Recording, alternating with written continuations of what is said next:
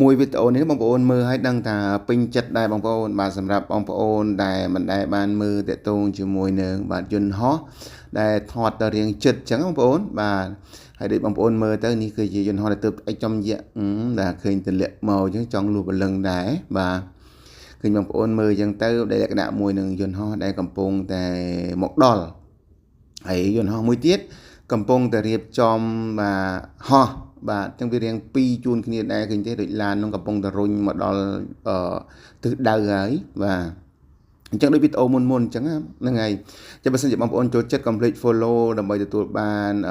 វីដេអូក្រោយទៀតអញ្ចឹងណាចូលចិត្តជាមួយនឹងយន្តហោះចូល complete follow ទាំង TikTok ទាំង YouTube បាទទាំង subscribe ទាំង YouTube ផងដែរ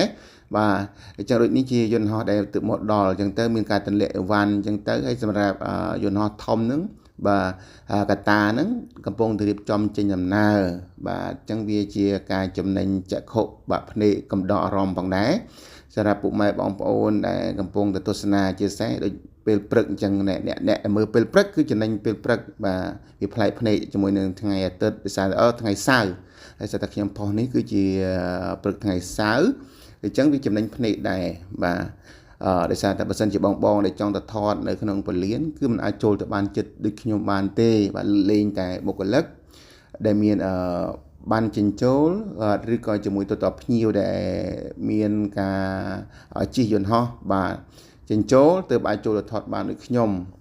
តែសម្រាប់ខ្ញុំថតនេះគឺនៅពេលដែលខ្ញុំទៅនេពីការងារទេណាបងប្អូនបាទនេះរៀងធ្លាក់ពន្លឺបន្តិចបាទរៀងល្ងាចមិនពេលព្រឹកណានេះណាបាទពេលល្ងាចខ្ញុំថតតាំងពីល្ងាចថ្ងៃសុក្របាទតែទើបតែមកផុសនៅពេលព្រឹកថ្ងៃអាទិត្យហើយសារតែទើបតែយើងទៅនេអញ្ចឹងទៅបាទអញ្ចឹងទៅគឺកាត់ផុសលេងជូនទៅដល់ពុកម៉ែបងប្អូនមើលកំដរអារម្មណ៍អញ្ចឹងទៅណាបងណាបាទហើយនេះគឺជាសកម្មភាពបាទនៃក្រុមការងារនៅក្នុងពលានយន្តហោះសម្ដេចតេជោហៅកាត់តែ KTI នៅក្នុងរាជធានីភ្នំពេញរបស់យើងដែលពួកគាត់មានសកម្មភាពជាមួយនឹងការជញ្ជូននេះបានចេញបាទពីយន្តហោះចឹងទៅដូចបងនៅតាមតំបន់ជនបទពិតជាផ្លែកភ្នែកដែរហើយដែលយើងធ្លាប់ទៅលើទៅការជិះយន្តហោះ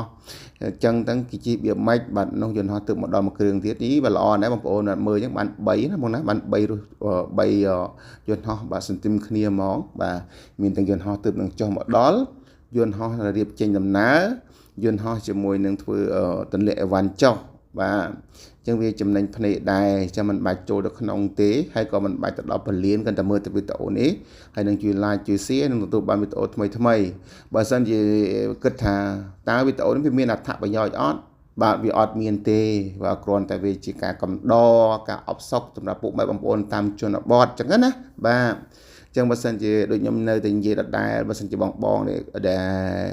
លទៅអីកុំទៅកុំជេរបងប្អូនណាបើក្នុងការ comment អីសូម comment ល្អមកបងប្អូនអើយបើក្នុងនាមជាខ្មែរដូចគ្នាអញ្ចឹងណាបាទហើយថាខ្ញុំដូចខ្ញុំជម្រាបអញ្ចឹងការថតនេះមិនមែនជាអាជីពឬក៏ជាអ្នកជំនាញអីទេគាត់ទៅថតជូនពុកម៉ែបងប្អូនទស្សនាដើម្បីជាការកម្សាន្តភ្នែក